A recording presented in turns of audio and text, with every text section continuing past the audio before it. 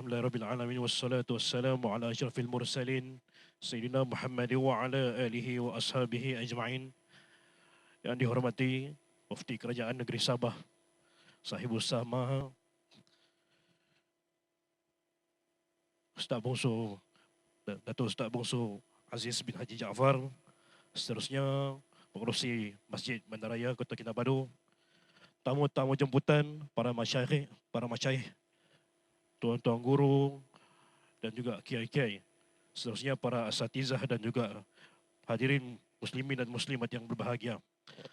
InsyaAllah kita teruskan lagi program Kota Sufi kita pada malam ini, iaitu dengan forum khas yang bertajuk Tasawuf dan Kepimpinan, melahirkan kepimpinan madani, yang insyaAllah di antaranya ahli panelnya adalah Profesor Dr. Kiai Haji Ali Mashkur Musa, iaitu Mudir Ali Idarah Aliyah Jam'iyah Ahli Tariqah Mukhtabarah Al-Nahdiliyah Jadman Indonesia, di antaranya salah satu cabang daripada Nadwatul Ulama. Seterusnya panel kedua Maulana Iqbal Zain Al-Jauhari, pengerusi Pertubuhan Darul Mujtaba, dan panel ketiga Profesor Madya Dr. Umar Muhammad Nur, iaitu pensyarah Universiti Malaysia Sabah merangkap ahli Majlis Fatwa Negeri Sabah, yang insya-Allah forum khas pada malam ini akan dimoderatorkan oleh Al-Fadil Ustaz Abdul Rahman bin Tajuddin, pengerusi Ahbab Khidmat Sabah. Maka dengan itu majlis mempersilakan pada moderator untuk mempengerusikan forum kita pada malam ini. Tafaddal mashkura. Testing. Bismillahirrahmanirrahim. Ila hadratin Nabil Mustafa Sayyidina Muhammad sallallahu alaihi wasallam, summa ila arwah minal ghawthil amjad wal qutubul fard wal autadul wad wal nujaba wal nuqaba wal abdal wal azqiya wal mufarridun wa kullu waliyin walatin masyariqil ardi ma gharibi aina ma kanu wa ila hadra Khadir alaihi salam wa masyayikhna sultan arifin Syekh Abdul Qadir Jalani وتاج العارفين شيخ بهاء الدين النقشبندي وسل شيخنا ورابطنا ومرشدنا نور حبيبي خالدي نقشبند الفاتحة. أعوذ بالله من الشيطان الرجيم. بسم الله الرحمن الرحيم. الحمد لله رب العالمين الرحمن الرحيم مالك يوم الدين. إياك نعبد وإياك نستعين اهدنا الصراط المستقيم صراط الذين أنعمت عليهم غير المغضوب عليهم الضالين. رب اشرح لي صدري ويسر لي أمري واحلل عقدة من لساني يفقهوا قولي أما بعد. Alhamdulillah, bersyukur kita kepada Allah Subhanahu Wa Taala kerana dapat berhimpun pada malam ini, mengumpulkan para ulama yang saya muliakan, sahib samaha Datuk Mufti, barisan div kehormat, hadirin dan hadirat sekalian. Assalamualaikum warahmatullahi wabarakatuh. InsyaAllah pada malam ini kita akan menghuraikan satu forum khas berkenaan at-tasawuf wal qiyadah li ajli zuhuri qiyadal madaniyah, yang mana bermaksud tasawuf dan kepimpinan, melahirkan kepimpinan madani. InsyaAllah panel kita akan mengurai bagaimana tasawuf itu membangunkan ummah, melahirkan pemimpin sehingga membentuk suatu tamadun yang gilang gemilang. InsyaAllah 3 soalan saya huraikan kepada 3 panel kita. Kalau sempat, kalau tidak 2 soalan. Kalau mahu buka soalan pun kita sediakan, tapi bergantung tertakluk kepada masa kita insya-Allah. Sebelum saya memulakan forum khas, izinkan saya untuk berpantun. Ilmu tasawuf sufi, ilmu yang inti, mengenal diri, lebih mengerti, supaya hati tidaklah mati, redha ilahi itulah yang dinanti. InsyaAllah saya bacakan biodata kita, biodata panel-panel kita. Dari di seberang sana saya perkenalkan Ustaz Muhammad Iqbal bin Faizin, iaitu Ustaz Iqbal Zain Al-Jauhari, yang mana beliau berasal daripada Johor, masuk ke Mahat Tahfiz Al-Quran Patani, Darussalam, belajar tentang tafsir, hadis dan perbandingan agama dan mazhab di Johannesburg, Afrika Selatan, 7 tahun. Kemudian beliau memperoleh ijazah sarjana muda dalam jurusan ilmu syariah dan hadis Dan beliau juga mendalami fiqh Imam Syafi'i di Darul Mustafa Tarib, wilayah Hadramaut selama 3 tahun di bawah pimpinan Al-Habib Umar bin Al-Hafiz. Beliau merupakan panel di pertubuhan NGO Kesedar Melayu dan Islam Kemudi, dan beliau telah menghabiskan master dalam bidang ketamadunan dan falsafah Islam di KSIS UTM, dan kini beliau menyambung PhD. Kita doakan insya-Allah habis PhD beliau dan insya-Allah akan terus berkembang untuk melanjutkan lagi ilmu-ilmu di dalam tasawuf. Panel kedua, saya perkenalkan Profesor Dr. Umar Muhammad Nur, yang mana beliau lahir di Bekasi di Indonesia, bersekolah dasar di Bekasi, Madrasah Sanawiyah An-Nida Al-Islami, kemudian melanjutkan sarjana muda dalam pengajian tafsir, hadis dalam Fakulti Usuluddin University ataupun Universitas Islam Negeri UIN Syarif Hidayatullah Jakarta. Beliau memegang sarjana master As-Sunnah wal Ulum Al-Hadis di Universiti Islam Al-Durman Sudan. Beliau menimba ilmu hadis di Dimashq, Syria, tempat kewafatan Ibnu Arabi semenjak tahun 2002 hingga 2007. Beliau memegang doktor falsafah dalam hadis. Assalamualaikum doktor, insya-Allah. Seterusnya kita perkenalkan insan yang kita datangkan daripada Indonesia, seorang ulil amri, taraf ulama dan sebagai pemimpin, yaitu Profesor Dr. Kiai Ali Mashkur Musa. Ahlan wa sahlan doktor. Profesor Dr. Ali Mashkur Musa atau dikenali sebagai Cak Ali merupakan tokoh nasional dalam dunia politik dan keagamaan di Indonesia yang menjadi mudir Ali Jathman, badan yang penting dalam menjaga tasawuf di Indonesia. Merupakan dosen di Fakultas Ilmu Sosial dan Politik Universitas Jember, kemudian memegang Master Ilmu Sosial dan Politik dan pegang PhD, Doktor Falsafah dalam ilmu politik dari sudut Islam. Terjun ke politik, sebab itu beliau merupakan ulil amri yang berilmu ulama dan umara ada sekarang dengan kita.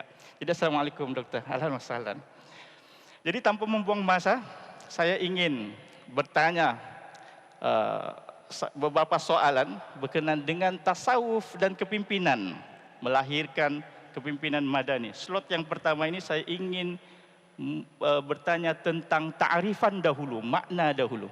Jadi saya bertanya kepada Ustaz Iqbal berkenaan dengan apa makna tasawuf ini dari aspek ilmuwan sufi dari dalam sejarah Islam, daripada mana asalnya sufi ini dan apakah kedudukannya di dalam Islam. Falyatafaddal mashkura. Bismillah. Jazakumullahu khairan katsira fa ahsanal jaza. Tuan Moderator Al-Fadhil Ustaz Amang, yang berbahagia Sahibus Samahah Datuk Mufti Sabah Ustaz Bongsu Aziz bin Jaafar, yang dimuliakan para panel jemputan yang kita segani, yang kita hormati, Al-Fadhil Kiai Dr. Ali Mashkur dan Dr. Umar Muhammad Nur. Semoga Allah SWT panjangkan usia mereka dan manfaat yang berterusan kepada umat Nabi Muhammad sallallahu alaihi wasallam.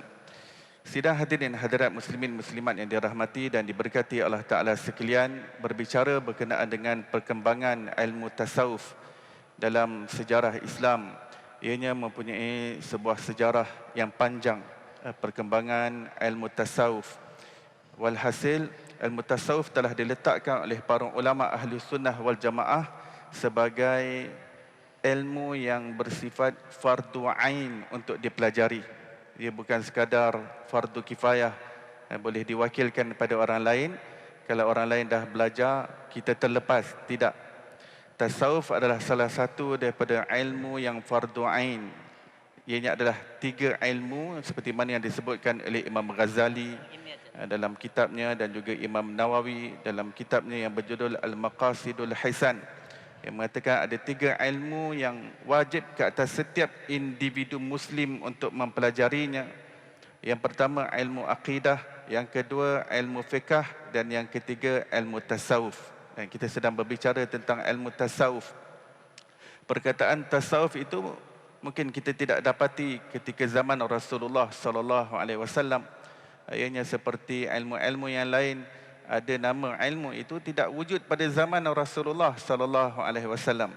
Akan tetapi tidak terdapatnya istilah nama sesebuah ilmu pada zaman Rasulullah, ianya bukan sebuah pertikaian. Contohnya ilmu tata bahasa Arab dipanggil sebagai ilmu nahu, ilmu saraf dan juga ilmu balaghah. Ini tidak ada pada zaman Rasulullah sallallahu alaihi wasallam nama-nama istilah itu. Akan tetapi ia digunakan pakai secara meluas dan diterima oleh para ulama akan istilah nama ilmu nahu. Begitu juga dengan ilmu usul fiqh, begitu juga dengan ilmu mustalah hadis.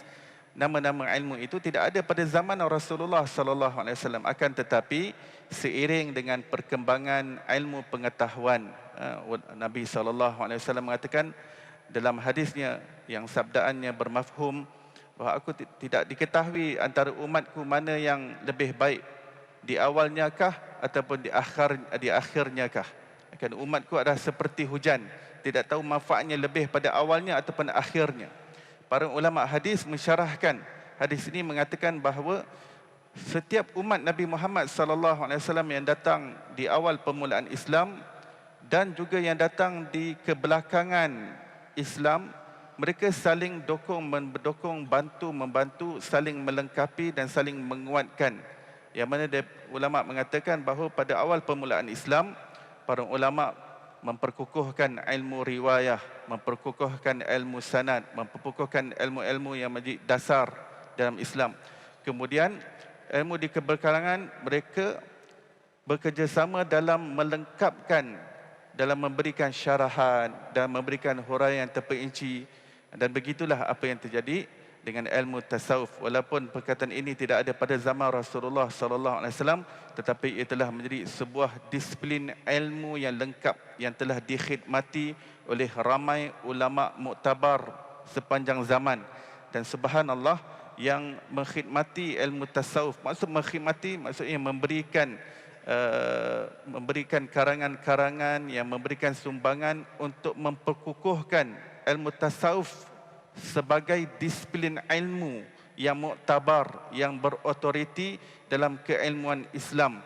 Dan mereka terdiri daripada pelbagai bidang yang memberi khidmat kepada ilmu tasawuf. Ada yang datang daripada latar belakang kekuatan ilmu tafsir, ada daripada kalangan muhaddisin, ada daripada kalangan fuqaha, ada daripada kalangan usuliyun, ada daripada kalangan nahwiyun dan pelbagai bidang. Mereka semua mengakui dan mengiktiraf ilmu tasawuf yang merupakan disiplin ilmu yang muktabar. Dan dalam sejarah perkembangan, kalau kita lihat pada zaman Rasulullah sallallahu alaihi wasallam, walaupun nama tasawuf tidak ada, tetapi ulama menyatakan ianya lebih terkenal dengan ilmu khusyuk. Rasulullah sallallahu alaihi wasallam bersabda, "Awwalu syai'in yurfa'u min hadhil ummah al-khusyuk." Perkara pertama yang diangkat daripada umat ini adalah al-khusyuk. Sayyidina Ubadah ibnu Samit radhiyallahu anhu mengatakan yang dimaksudkan dengan khusyuk di sini adalah ilmu khusyuk. Manakala Imam Ibn Rajab Al-Hambali rahimahullah mengatakan bahawa yang dimaksudkan dengan khusyuk di sini adalah ilmu-ilmu yang berkaitan dengan selok-belok hati manusia. Ilmu yang menyebabkan hati manusia mengenal Allah Subhanahu Wa Taala, mengenal sifat-sifatnya, mentauhidkan Allah dengan secara hakikatnya dalam jiwa manusia, dan timbul rasa takut, rasa gerun, cinta, rindu, asyik, tawakal, bersandar hati kalbu itu kepada Allah Subhanahu Wa Taala. Dan inilah apa yang disebutkan dengan ilmu tasawuf.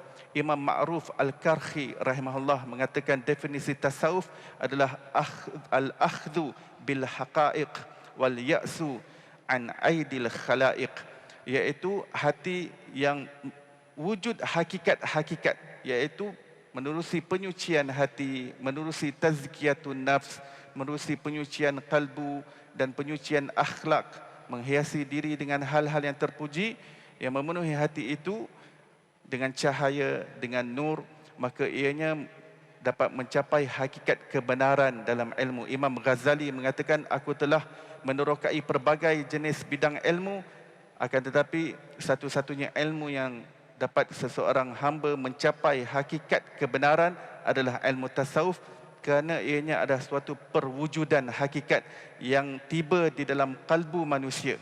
Kalbu itu tiba kepada hakikat, hakikat tiba kepada kalbu manusia, sehingga hati itu mengenali hakikat hubungan jiwanya dengan Allah, hakikat Nabi sallallahu alaihi wasallam, hakikat kedudukan Nabi Muhammad sallallahu alaihi wasallam, hakikat wujud, hakikat alam, hakikat ujian dan pelbagai hakikat.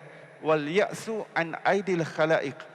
Dan tasawuf itu adalah bagaimana hati itu merasa janggal dengan makhluk. Hati itu meninggalkan segala bentuk sandaran dan pergantungan kepada makhluk, sehingga hati itu hanya fokus kepada Allah. Hati itu hanya konsentrasinya hanya pada Allah. Hati itu tenang apabila mengingati Allah Subhanahu wa taala. Maka saya simpulkan yang diperincikan oleh Imam Ma'ruf Al-Karhi tadi, disebutkan oleh Imam Ibn Ajibah, ilmu tasawuf adalah ilmu seluk beluk hati manusia, bagaimana untuk menyucikannya, mengenal apakah penyakit-penyakitnya dan bagaimana merawatnya, mencari mursyid dan murabbi, guru yang dapat tarbiyah kita untuk sampaikan kita kepada Allah. Dan maksud sampai kepada Allah iaitu hati yang terbuka dan tersingkap pelbagai rahsia ketuhanan yang Allah limpahkan ke dalam hati yang penuh dengan kesucian dan kejernihan. Wallahu alam. Masya Allah, kupasan yang terbaik berkenaan dengan tasawuf itu, rupa-rupanya tasawuf ini merupakan intipati ataupun sebagai isi utama ad-din itu. Isi utama itu adalah tasawuf karena berkaitan dengan roh, berkaitan dengan hati. Sebab itu digelar sebagai fardu ain. Menuntut ilmu ini adalah fardu ain. Tiada siapa yang terlepas penyakit hati. Jadi perlu belajar tentang penyakit hati dan membersihkannya. Alhamdulillah. Terima kasih Dr. Ustaz Iqbal. InsyaAllah bakal jadi doktor. Amin. Di UTM insyaAllah. Amin. Kemudian panel kedua insyaAllah saya bertanya dengan Dr. Umar yang PhD berkenaan dengan hadis. Jadi saya ingin bertanya, bagaimana terminologi hadis Nabawi ini dirungkaikan untuk membentuk kerohanian tasawuf dalam membentuk insan kamil.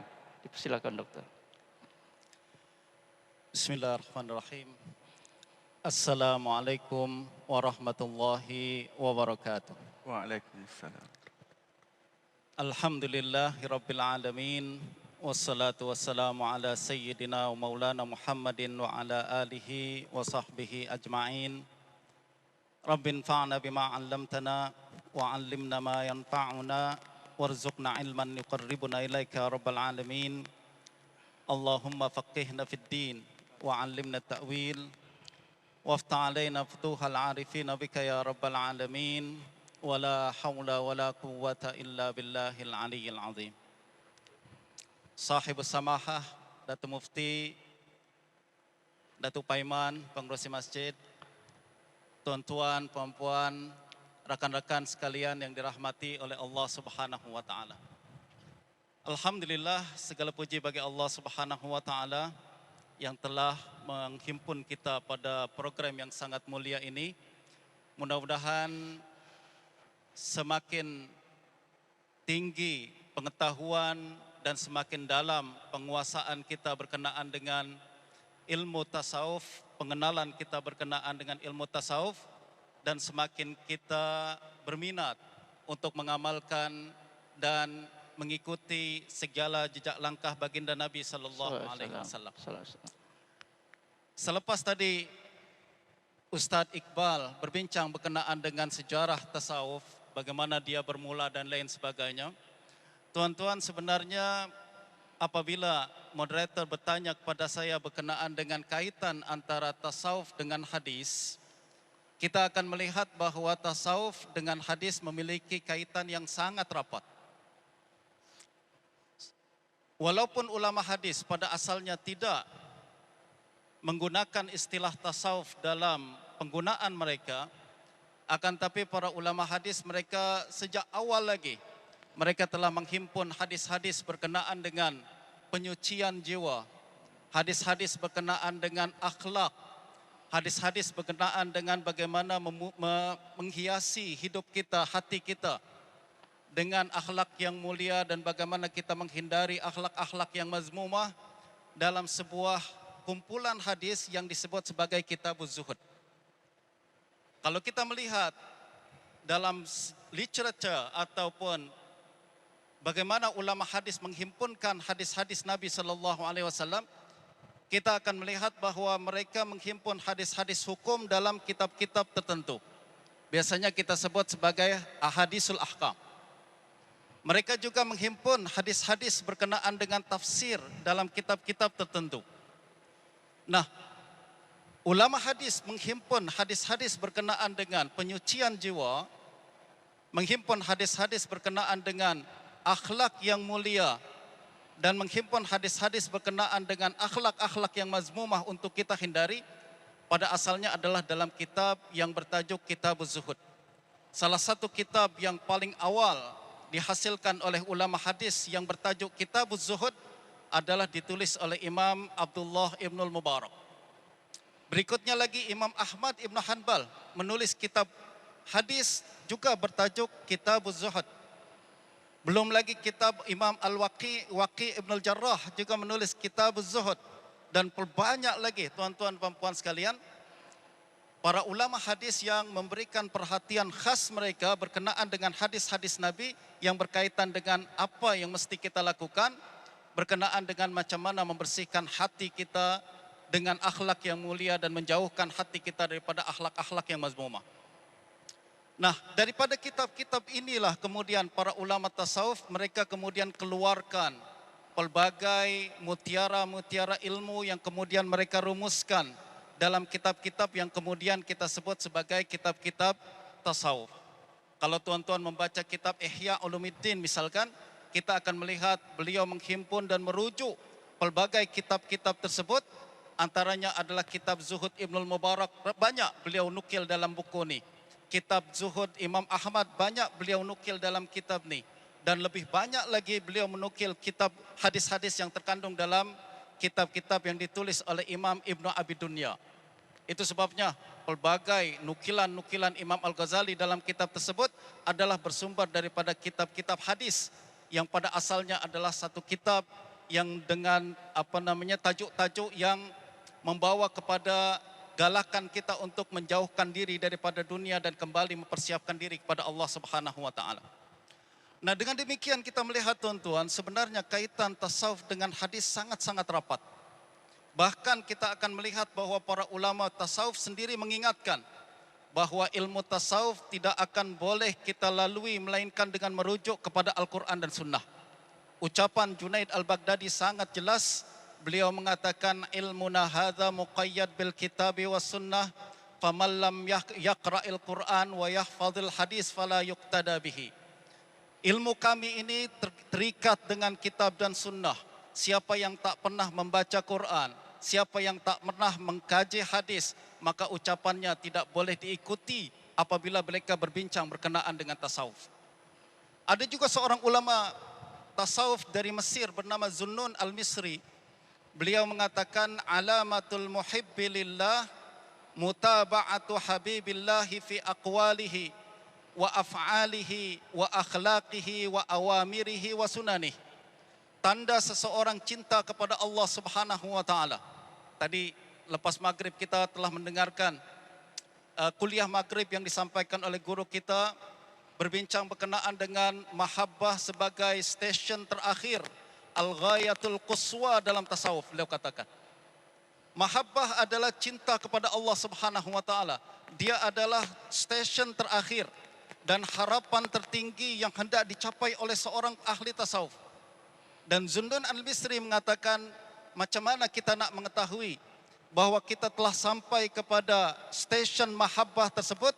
Beliau mengatakan alamatul muhibbi lillah. Tanda seseorang telah sampai kepada maqam mahabbah, dia telah cinta kepada Allah Subhanahu wa taala, terzahir dengan perbuatan dia, yaitu mutaba'atu habibillah. Dia akan ikut kepada apa semua yang pernah ditetapkan oleh baginda Nabi sebagai manusia yang paling dicintai oleh Allah Subhanahu wa taala. Tanda kita cinta kepada Allah kita ikut orang yang dicintai oleh Allah Subhanahu wa taala. Dan tak ada orang yang paling dicintai oleh Allah Subhanahu wa taala melainkan baginda Nabi sallallahu alaihi wasallam. Macam mana kita ingin menunjukkan cinta kita kepada baginda Nabi? Tak lain dan tak bukan adalah dengan mengikuti sunnah baginda Nabi sallallahu alaihi wasallam. Kita pelajari hadis, kita ketahui apa yang Nabi suka untuk kita laksanakan, kita ketahui apa yang Nabi benci untuk kita tinggalkan. Apabila kita telah melaksanakan perkara tersebut, maka kita telah mencapai darjat mahabbah, cinta kepada Allah yang menjadi stesen paling tinggi, yang menjadi harapan setiap orang yang rindu kepada Allah Subhanahu wa taala. Nah, justru tuan-tuan, apabila kita melihat setiap akhlak dan pribadi kalangan ahli tasawuf, mereka adalah orang yang sangat mengikuti baginda Nabi sallallahu alaihi wasallam dalam sekecil-kecil perbuatan. Mereka adalah orang yang sangat menjaga adab baginda Nabi sallallahu alaihi wasallam dalam sekecil-kecil adab. Ada sebuah kisah diriwayatkan oleh Imam Abul Qasim Al-Qushairi dalam kitab dia Risalatul Qushairiyah. Ini adalah satu kitab yang sangat terkenal dalam kalangan ahli tasawuf. Imam Abul Qasim Al-Qushairi bercerita berkenaan dengan Abu Yazid Al-Bustami. Beliau adalah seorang tokoh tasawuf yang sangat hebat, tuan-tuan. Suatu ketika Abu Yazid Al-Bustami, dia adalah seorang guru yang sangat hebat. Beliau mendengar ada seorang ulama yang dikatakan wali Allah tinggal di kampung di sebelah mereka. Jadi beliau mendengar ada seorang ulama yang digelari sebagai wali Allah. Maka dia kumpul murid-murid beliau dan beliau katakan, jom kita pergi ke rumah dia, kita nak ziarah wali Allah nih. Mereka pun berjalan, tuan-tuan, untuk datang ke rumah orang tersebut. Apabila Abu Yazid dan rakan-rakan hampir sampai ke rumah orang tersebut, mereka melihat orang yang dikatakan wali Allah ini keluar dari rumah dia.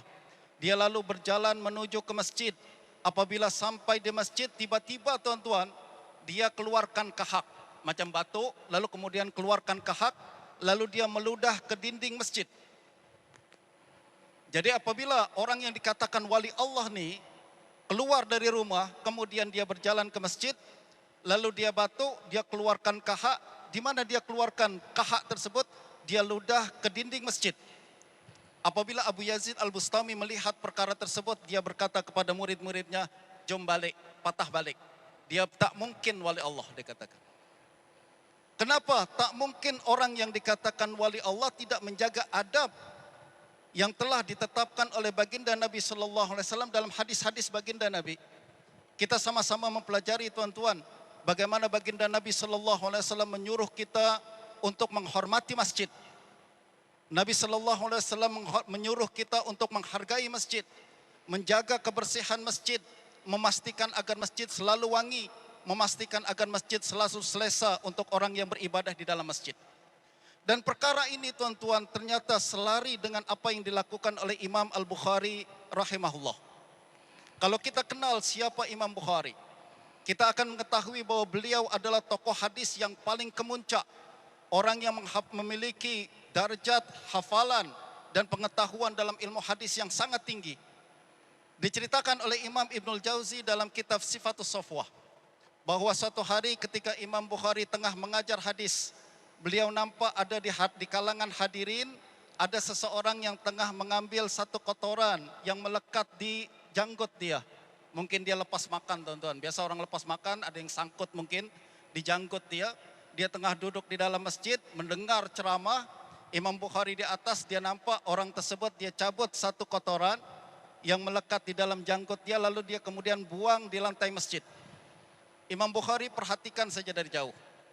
Apabila semua orang telah keluar daripada masjid, dia pelan-pelan, dia nampak, Imam Bukhari nampak tak ada sesiapa yang memperhatikan apa yang akan dia lakukan. Dia turun dari tempatnya, kemudian dia ambil kotoran tersebut, dia letak dalam poket dia, lalu dia keluar masjid, dia buang kotoran itu di luar masjid. Tengok apa yang dilakukan oleh ulama ahlul hadis adalah seperti mana apa yang dilakukan oleh ulama ahli tasawuf. Mereka sama-sama mengagungkan baginda Nabi sallallahu alaihi wasallam. Mereka sama-sama melihat baginda adalah panutan utama yang mesti diikuti oleh semua muslim tanpa terkecuali. Sehebat apapun kita, setinggi apapun makam kita, akan tapi apabila kita gagal dalam melaksanakan setiap adab yang telah diajarkan oleh baginda Nabi sallallahu alaihi wasallam, maknanya kita telah gagal dalam membuktikan bahwa kita mengikuti tasawuf yang sebenar-benarnya. Dan dengan demikian tuan-tuan, apabila kita berkenaan dengan tasawuf, kita akan melihat bahwa ilmu ini sebenarnya bukan ilmu yang asing daripada tradisi para ulama kita. Tak ada pertentangan antara ahli tasawuf dengan ahli hadis.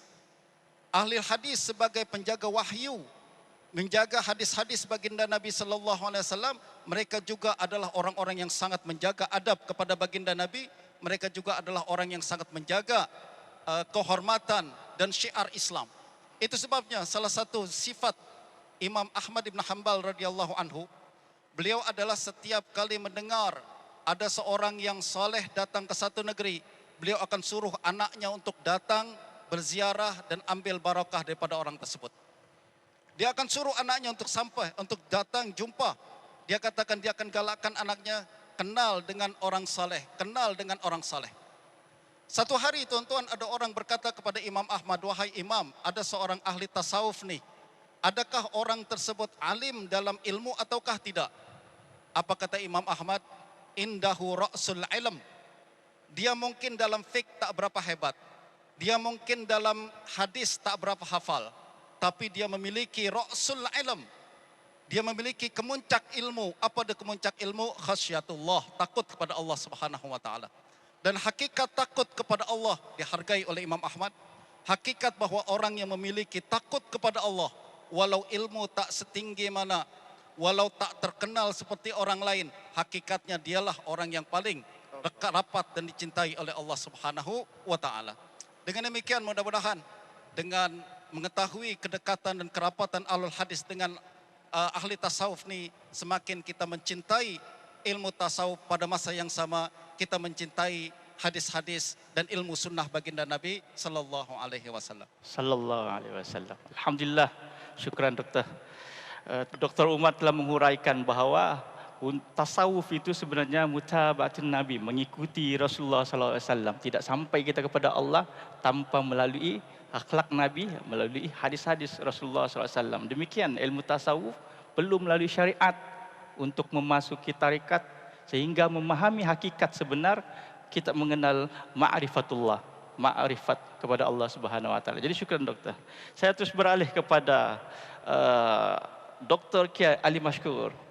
Saya ingin bertanya tentang apa makna madani itu dan bagaimana madani ini berkait rapat dengan tasawuf dalam pembangunan masyarakat madani. Falyatafaddal mashkura doktor. Assalamualaikum warahmatullahi wabarakatuh. Bismillah, alhamdulillah. Allahumma salli ala sayyidina Muhammad wa ala alihi washabihi. A'udzubillahi minasyaitonir rajim. Ya ayyuhalladzina amtaqullah wa kunu ma'as-shadiqin, amma ba'd. Al-Mukarram Mufti Sabah yang saya hormati, para alim, para ulama, para kiai, para syekh, para datuk. Saya akan melanjutkan apa yang disampaikan oleh Ustadz Iqbal dan Prof. Umar. Beliau, kalau boleh saya rangkum di ujung, di dalam konteks pengalaman kita bertasawuf dari sisi perintah disampaikan oleh beliau tadi, oleh Ustadz Iqbal, fardu ain hukumnya ketika seseorang harus membersihkan jiwa, dan membersihkan jiwa itulah cara kita rujuk ilallah. Karena makosid kita, kororoh asliyun hakikiyun kita itu adalah kembali pada Allah. Karena dunia ini adalah sekedar mangzilah.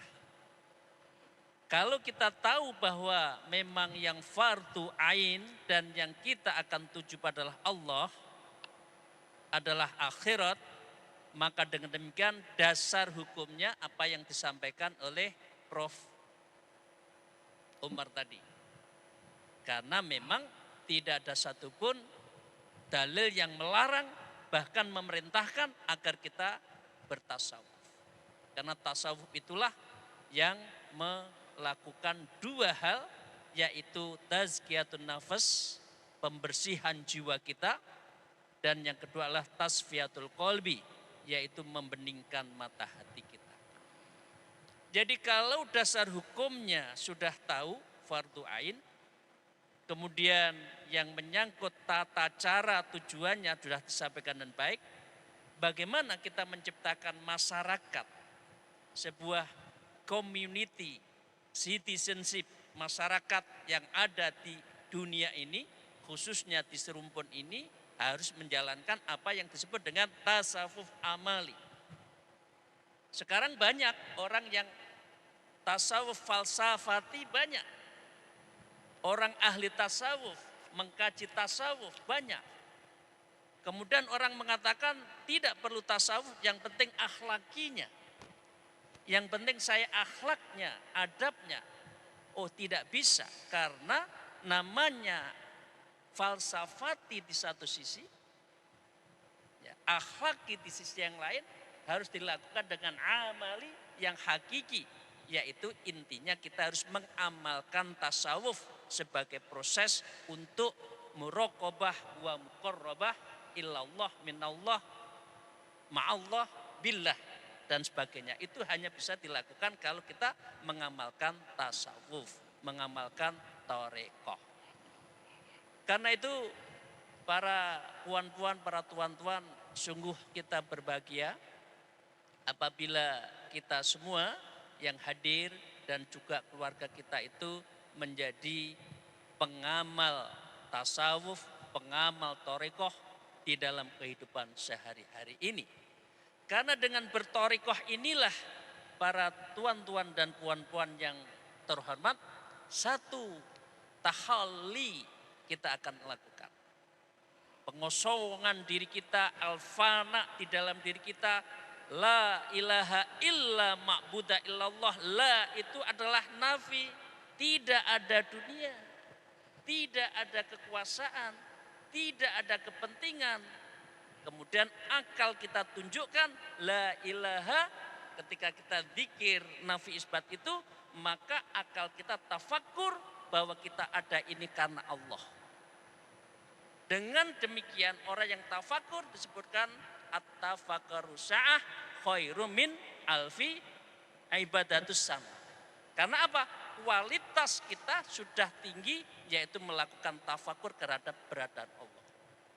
Nah, dengan cara itu Bapak Ibu sekalian, kita baru bisa tajalli di dalam kehidupan kita sehari-hari.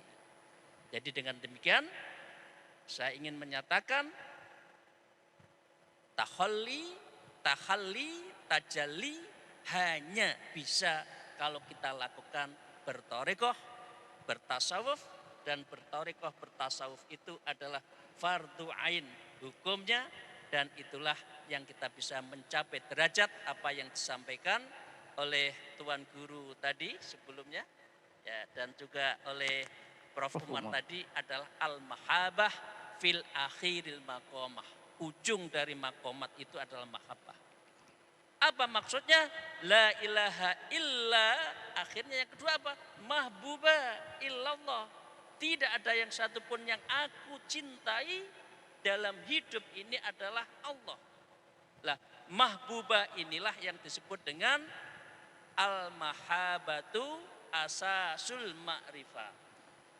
Hanya orang yang mahabbah kepada Allah, itulah yang bisa mencapai derajat ma'rifatullah.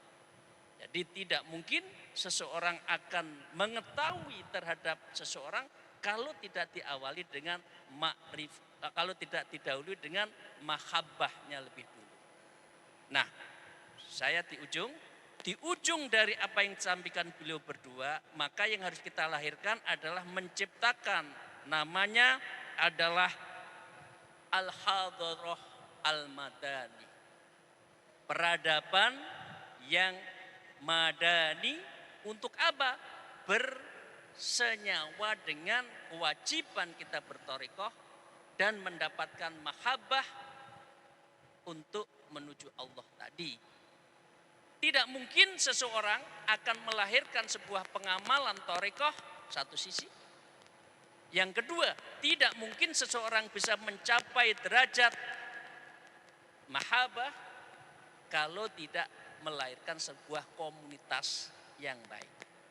Karena itu kita bahagia ketika Mufti Sabah kemarin menceritakan bahwa Islam sudah menjadi bagian dari yang terpenting di dalam negeri Sabah ini. Untuk apa?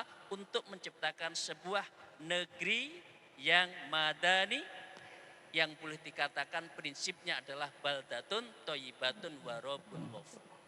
Apa prinsip baldatun thayyibatun wa rabbun ghafur? Adalah ini yang dicontohkan oleh Fathul Madani Rasulullah. Ketika Fathul Makki, maka yang dikuatkan akidahnya. Tapi begitu di Madinah, yang dikuatkan adalah sosial, muamalah. Karena itu di dalam semua fikih, di dalam fikus siyasah, wa fikul imamah, itu menjadi terpenting di dalam sebuah komunitas. Dan Islam sangat mengatur lahirnya sebuah komunitas yang dipimpin berdasarkan kepemimpinan yang madani. Masyarakat madani dicirikan oleh satu, pilarnya adalah keadilan. Jadi kalau kita kembali pada maqasidus syariah, ya, salah satunya yang prinsipnya adalah al-adl, karena akrobu wa i'dilu wa akrobilitak, karena dengan adil inilah maka akan dilahirkan satu ciri orang yang bertakwa. Jadi ciri pertama dari madani itu, Mas moderator, saya panggil Mas karena orang yang ganteng di Indonesia disebut Mas. Mas itu adalah gold, seperti gold, jadi saya panggil Mas. Yang kedua adalah berprinsip pada ilmu pengetahuan. Islam, ini saya kembalikan, tidak benar kalau orang tasawuf menjadi orang jahil. Orang tasawuf adalah yang mengedepankan akal juga. Karena akal dan kolbun itu harus senyawa. Imam Ghazali mengatakan al-kolbun kal malik wal aklun kal wazir. Nah, antara malik dan wazir harus bersenyawa. Jadi dengan demikian ilmu pengetahuan adalah dasar untuk menciptakan sebuah masyarakat tamadun. Yang kedua adalah economic society, menciptakan sebuah masyarakat yang ekonominya bagus. Jadi orang yang tidak mempunyai komitmen keekonomian, ya tidak mungkin orang bisa melahirkan akhirat. Jadi dunianya harus baik juga, akhirnya baik. Jadi tidak benar kalau orang yang tasawuf menjadi orang yang harus selalu di puncak gunung, yang tidak punya apa-apa. Tapi prinsipnya menurut Imam Ghazali adalah ad-dunya fil yadi. Dunia itu cukup di pergelangan tangan, tidak usah dimasukkan di dalam hati. Meskipun kita kaya, meskipun kita punya kekuasaan, meskipun jadi presiden atau menteri, cukup di pergelangan tangan. Yang keempat adalah akhlak mulia. Innama bungistu liutammima makarimal akhlak. Itulah yang disebutkan di dalam prinsip al-adabu fauqal ilmi. Adab itu di atas ilmu. Ciri yang keempat. Ciri yang kelima adalah at-ta'awun. Jadi tidak ada satu masyarakat di dalam masyarakat yang tamadud yang tidak tolong menolong. Karena ini ta'awun adalah prinsip dari ajaran Islam. Yang besar menghormati yang kecil takdim kepada yang besar memberikan pada yang kecil, dan tidak boleh kekayaan itu hanya berputar di sekitar orang itu saja. Jadi kalau ditanya oleh Mas Abdurrahman, akhinal kiram Abdurrahman, apa ciri dari masyarakat tamadun? Itu ada 5 tadi, dan itulah prinsip dari tasawuf. Dan dengan tasawuf ada 3 dalam konteks tamadun. 1, komunitasnya kembali robbaniyah kepada Allah. di dalam hubungan secara masyarakat adalah menjalin ukhuwah, toleransi, baik itu ukhuwah Islamiyah, ukhuwah watoniyah, dan ukhuwah basyariah insaniyah, tetapi di dalam kesehariannya selalu mengedepankan at-ta'awun, talang menolong. Itulah ciri dari masyarakat madani, dan inilah ciri orang yang orang bertasawuf, bertorikoh, karena menjalinkan hubungan guru murid, sesama murid mempunyai ikatan yang kuat, dan ini menjadi hal yang harus kita lakukan sehari-hari. Terima kasih, mohon maaf. Masya Allah, kupasan tentang madani itu. Rupa-rupanya madani ini adalah daripada perkataan ad-din itu, agama itu. Jadi bermakna untuk melahirkan tamadun, agama dipasakkan. Agama itu ada iman, Islam, ihsan. Disitulah ihsan tasawuf dipasakkan untuk melahirkan masyarakat madani, masyarakat yang bertamadun, masyarakat yang berbilang kaum saling hormat menghormati, sehingga Kiai Dokter menyatakan konsep Madinah itu ilmu dahulu kemudian adil. Bila tahu sesuatu, meletakkan sesuatu pada tempatnya, maka adil dan kita berakhlak. Bila berakhlak, kita beradab, sehingga proses ta'awun sosial masyarakat akan saling hormat menghormati. Ini yang melahirkan masyarakat Madinah, ataupun yang masyarakat yang bertamadun. Karena Madinah itu daripada perkataan tamadun. Syukran Kiai. InsyaAllah pusingan yang kedua, tadi berkenaan dengan ta'rif, berkenaan dengan madani, berkenaan dengan tasawuf, berkenaan dengan hadis Nabi Muhammad SAW. Kemudian pusingan kedua, saya ingin kembali kepada Ustaz Iqbal Zain. Saya ingin bertanya Ustaz, boleh Ustaz Iqbal terangkan tentang sejarah ketamadunan khilafah sampai ke Nusantara yang mengangkat tema tasawuf dalam kepimpinan, agar kita dapat membentuk satu kepimpinan yang bermadani. Falyatafaddal Ustaz. Bismillahirrahmanirrahim. Suatu fakta yang tidak dapat disangkal lagi bahawa Islam tiba di alam Melayu kita menerusi kedatangan para ulama-ulama sufi, dan Islam tersebar di kalangan masyarakat alam Melayu kita adalah menerusi perkembangan ilmu tasawuf yang dibawa oleh ulama sufi, lalu menghidupkan dan menyemarakkan, lalu menyuburkan ilmu pengetahuan yang lain-lain seperti tafsir, seperti ilmu hadis, ilmu fiqah, ilmu bahasa Arab dan lain-lain. Akan tetapi pijakan ataupun akar tunjang yang mendasari kepada perjuangan dakwah para ulama sufi, ianya seiring dengan perkembangan ataupun penyebaran ilmu tasawuf, sehingga ianya menjadi identiti ataupun ianya menjadi suatu jati diri di kalangan masyarakat Melayu. Mereka diasuh, mereka ditarbiah, mereka dididik di bawah akhlaknya para ulama-ulama sufi. Dan apabila kita melihat perkembangan ilmu tasawuf yang berlaku sepanjang sejarah Islam, ia telah memberikan impak yang besar di dalam kepimpinan.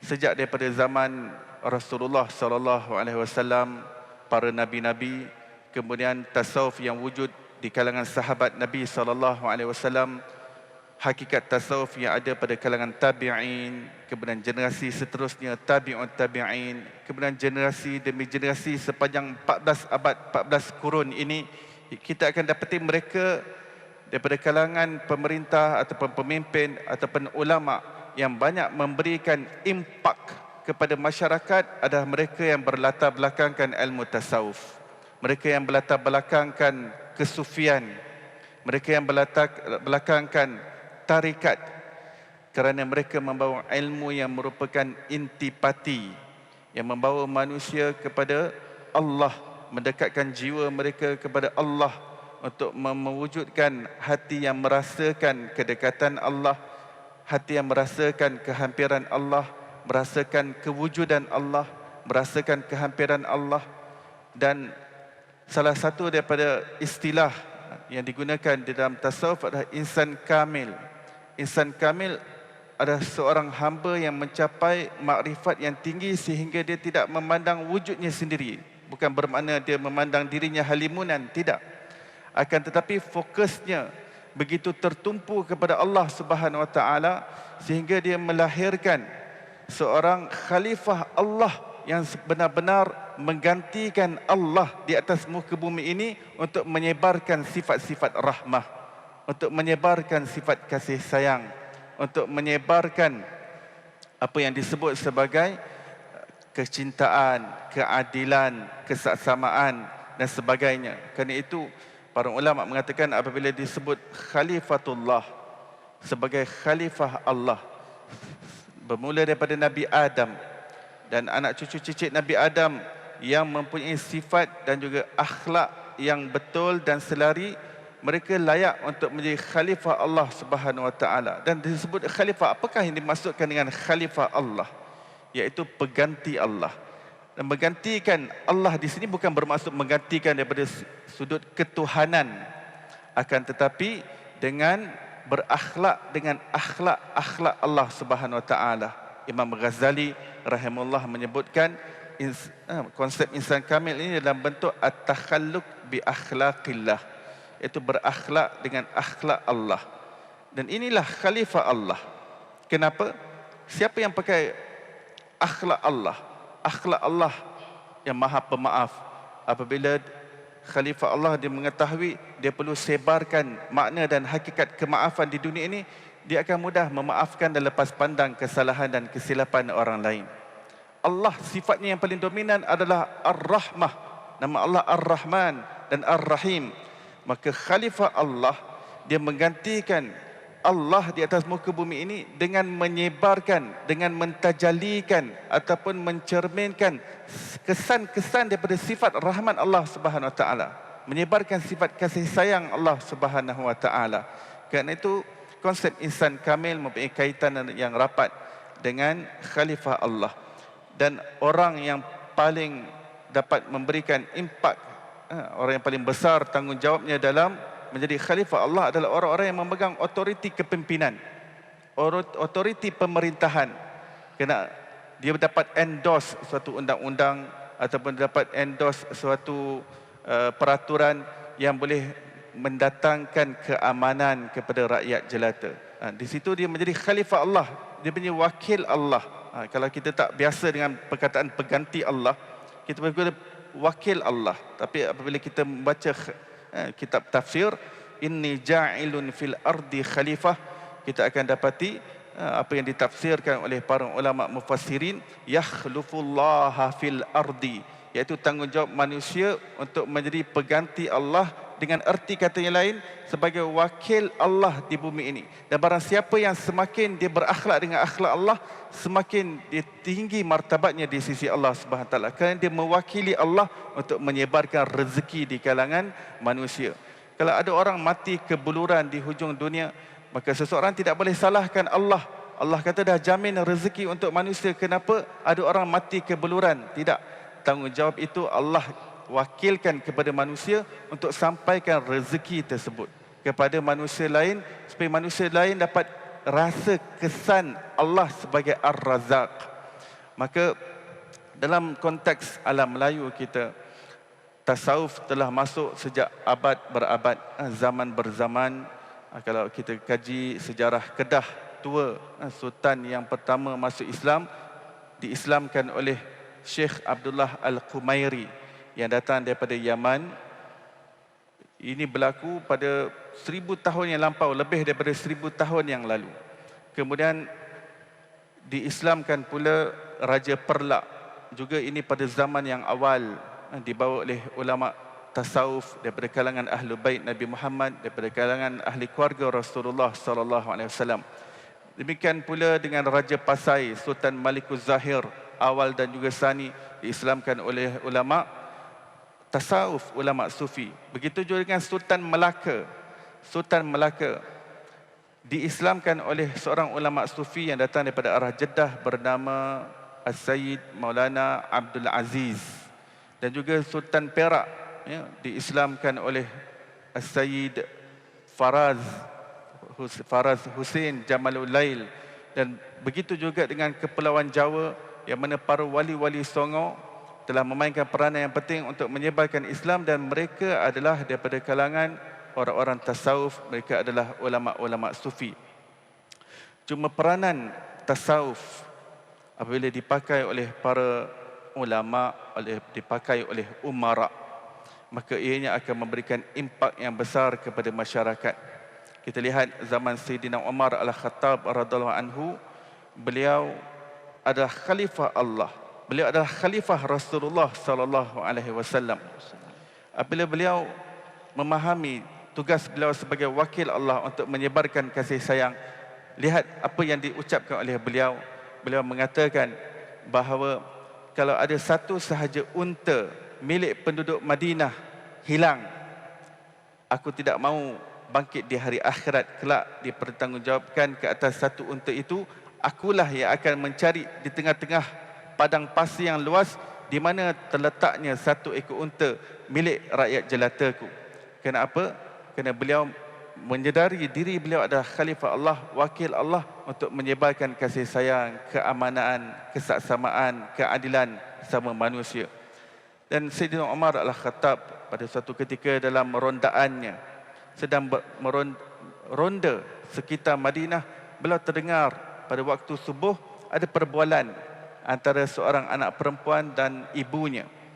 Yang mana dalam perbualan tersebut beliau mendengar bahawa ibu tadi yang merupakan penjual susu menyuruh anaknya untuk tambahkan air kosong di dalam air susu tersebut supaya mereka mendapat keuntungan yang lebih. Maka anak perempuan tadi mengatakan, wahai ibu, saya tidak akan melakukannya kerana itu adalah penipuan. Maka ibunya mengatakan, tak apalah, kita tambah sedikit, tak ada siapa yang tahu. Umar pun tak tahu. Pada ketika itu Amirul Mukminin adalah Sayyidina Umar Al-Khattab. Maka anak perempuan tadi mengatakan, wahai ibu, walaupun Umar tak tahu, tetapi Tuhan Umar tahu. Maka yang mendengar di luar adalah Sayyidina Umar Al-Khattab radhiyallahu anhu. Mendengar perbualan tersebut, Sayyidina Umar terus pulang ke rumah, berbincang dengan anak lelakinya untuk menikahkan salah seorang daripada anak lelakinya dengan perempuan tadi. Anak perempuan tadi yang mempunyai takwa dalam kalbunya, yang menyedari bahawa Allah sentiasa bersama dengan kita. Hati yang sentiasa merasakan kebersamaan Allah. Inilah kehidupan tasawuf. Inilah apa yang ingin dihidupkan melalui ilmu tasawuf. Maka perkahwinan terjadi antara anak Sayyidina Umar Al-Khattab dengan anak perempuan tadi. Hasil perkahwinan tadi melahirkan seorang anak perempuan bernama Laila. Laila kemudian bernikah dengan salah seorang pemimpin daripada bangsawan bernama Abdul Aziz. Dan perkahwinan tersebut melahirkan seorang yang bertakwa, khalifah Allah, khalifah Rasulullah bernama Umar juga, tapi Umar bin Abdul Aziz. Dan khalifah Umar bin Abdul Aziz, khalifah Allah yang menyedari peranan beliau adalah sebagai wakil Allah, at-takhalluq bi akhlaqillah. Benar-benar hatinya sentiasa merasakan kedekatan dan kehampiran Allah. Pada suatu ketika pada waktu malam, sedang Khalifah Umar bin Abdul Aziz sedang menulis, mencatat hal-hal yang berkaitan dengan negara, berkaitan dengan kerajaan. Tiba-tiba masuk anak kandungnya ke dalam biliknya untuk berbicara dengannya. Maka ketika diizinkan untuk masuk, maka Khalifah Umar bin Abdul Aziz bertanya kepada anaknya, kamu masuk ini ingin berbicara berkenaan dengan kerajaan, negara ataupun hal peribadi? Maka anak kandungnya mengatakan bahawa apa yang saya ingin bicarakan tentang hal peribadi. Maka Khalifah Umar bin Abdul Aziz terus memadamkan lampu pelita yang dipakai tadi. Maka anaknya bertanya, kenapa dipadamkan? Adakah kita hendak berbicara dalam keadaan gelap? Maka Khalifah Umar bin Abdul Aziz mengatakan, wahai anak andaku, lampu pelita yang dinyalakan ini adalah menggunakan minyak yang datang hasil daripada wang kerajaan. Dan kamu hendak berbicara denganku dengan hal peribadi dan bukan hal kerajaan. Aku tidak ingin bangkit di hadapan Allah SWT kelak kerana menggunakan wang hak kerajaan, wang rakyat untuk kita berbicara tentang hal peribadi. Dan akhirnya, inilah Khalifah Allah, Sibghatullah. Kalau kita tak jumpa perkataan insan kamil di dalam dalam Quran dan hadis, tapi ulama mengeluarkan dasarnya daripada Quran. Sibghatullah wa man ahsanu minallahi sibghah. Celupan Allah, celupan Allah. Siapakah yang lebih baik daripada celupan Allah? Maksud celupan Allah inilah yang Imam Ghazali sebut sebagai orang yang berakhlak dengan akhlak Allah. Allah itu maha adil, kita wakil Allah untuk menyebarkan keadilan di muka bumi ini. Allah itu maha cinta, kita wakil Allah untuk menyebarkan cinta di muka bumi ini. Allah itu maha pengasih, maha penyayang, kita adalah wakil Allah untuk menyebarkan kasih sayang di muka bumi ini. Allah maha memberi keamanan dan kesejahteraan, kita berperanan untuk menjadi wakil Allah untuk menyebarkan keamanan, kedamaian, ketenangan. Dan inilah apa yang dilakukan oleh ulama tasawuf sehingga masuk ke alam Melayu kita, dan mereka menyebarkan ilmu tasawuf dan menghasilkan kitab-kitab sebagaimana yang dilakukan oleh Syekh Hamzah Fansuri pada 500 tahun yang lampau, oleh Syekh Abdul Rauf Singkil, oleh Syekh Syamsuddin Sumatrani, oleh Syekh Nuruddin Ar-Raniri, Syekh Daud Al-Fatani, Syekh Abdul Samad Al-Falimbani, oleh Syekh Yusuf Al-Makassari, dan lagi ramai lagi ulama-ulama Melayu yang mereka bergandingan bahu dengan para pemimpin untuk sentiasa menyebarkan. Dan hari ini kita lihat, ini adalah kesan daripada apa yang telah ditinggalkan legasi kesufian dan tasawuf oleh moyang kita yang terdahulu, orang-orang yang terdahulu. Apa yang diinisiatifkan, yang dibangkitkan oleh Mufti Sabah dengan dibantu oleh orang-orang Sabah sendiri, para asatidzah, para ulama daripada seluruh Asia Tenggara, ini adalah untuk menyambung kelestarian tasawuf, untuk menghidupkan hakikat anta'budallah ka'annaka tarah, untuk menjadikan kita semua hamba-hamba Allah yang seolah-olah melihat Allah. Amin ya rabbal alamin. Amin ya rabbal alamin. Masya Allah. Jelas bahawa alam Nusantara kita, kemasukan Islam itu bernuansa ataupun beraspirasikan tasawuf. Islam kita di Nusantara ini bertasawuf, sehingga pemimpin-pemimpin kita pun di ketamadunan Pasai, Tabudan Perlak mengangkat tema insan kamil, yang bermakna insan kamil itu takhalluq bi akhlaqillah, berakhlak dengan akhlak Allah, yakni Allah itu mudabbir, memimpin, jadi memimpin masyarakat. Jadi kita memimpin masyarakat. Jadi alhamdulillah itu berkenaan dengan sejarah tamadun Nusantara. Jadi insya-Allah saya teruskan soalan yang kedua kepada Profesor Dr. Umar. Boleh Doktor terangkan tentang ketokohan ulama hadis yang memaknai tasawuf sehingga boleh membentuk kerohanian dalam Islam. Fadhal. Masykurah. Bismillahirrahmanirrahim. Alhamdulillahirabbil alamin. Wassalatu wassalamu ala sayyidina Muhammadin wa alihi wa sahbihi ajma'in. Tuan-tuan dan puan-puan sekalian yang dirahmati oleh Allah Subhanahu wa taala. Saya nak berbincang berkenaan dengan ilmu tasawuf dengan bahasa orang kampung sajalah, biar semua boleh faham. Sebab saya pun dari kampung sebenarnya, Kiai. Kampung Bekasi. Ya. Tetangga Kiai. Di Condet ya. Tuan-tuan puan-puan sekalian, sebagaimana yang kita telah dengarkan sebenarnya pada kuliah Maghrib semalam. Kita recap semula apa yang disampaikan oleh guru kita pada kuliah Maghrib semalam. Guru kita telah mengatakan bahawa tasawuf adalah agar membuat ilmu kita bukan setakat tinggal di kepala, tapi masuk ke hati.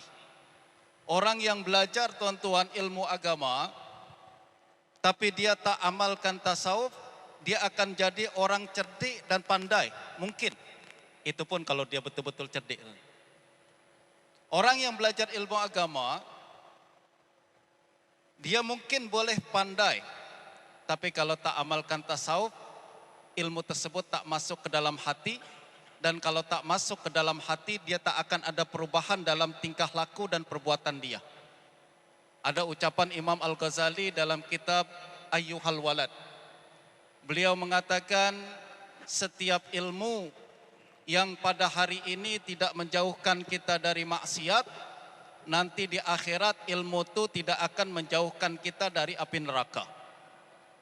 Ucapan yang sangat menyerap ke dalam hati, tuan-tuan. Setiap ilmu yang pada hari ini tidak menjauhkan kita daripada maksiat, kita tahu perkara itu haram, kita buat juga. Kita tahu perkara itu dilarang, kita buat juga. Walau sebanyak apapun ilmu yang kita punya, ilmu itu nanti di akhirat tidak akan menyelamatkan kita dari api neraka. Simpelnya macam itu. Oleh karena itu tuan-tuan, setiap orang yang belajar ilmu agama, kalau dia setakat belajar mengedepankan aspek kognitif dia saja, alamak kognitif dah bukan bahasa kampung lah tuan-tuan, tukar lagi lah. Kalau kita belajar agama, tapi kita fokus kepada kumpul maklumat dalam minda kita saja, dia tak akan merubah kita menjadi orang baik. Itu sebabnya kadang ada orang pandai, akan tapi tak baik. Orang punya ilmu yang sangat banyak, akan tapi dia tetap menjadi orang yang jahat.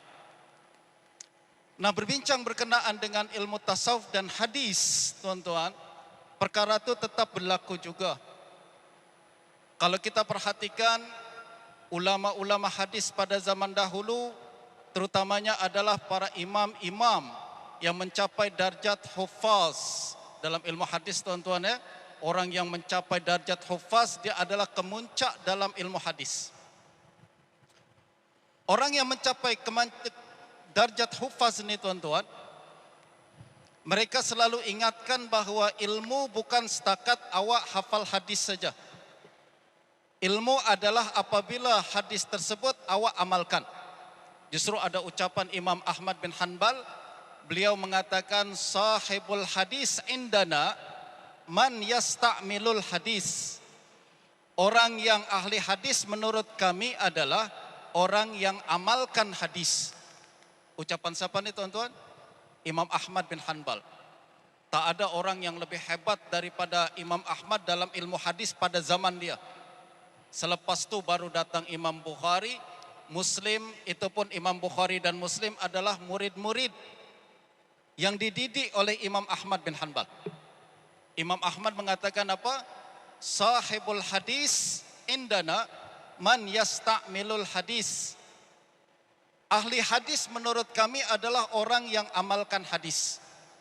Bukan orang yang hafal hadis, bukan orang yang kumpul hadis, bukan orang yang kumpul ijazah dan sanad. Yang penting adalah baca hadis, amal. Itulah yang disebut sebagai sahibul hadis, ahli hadis.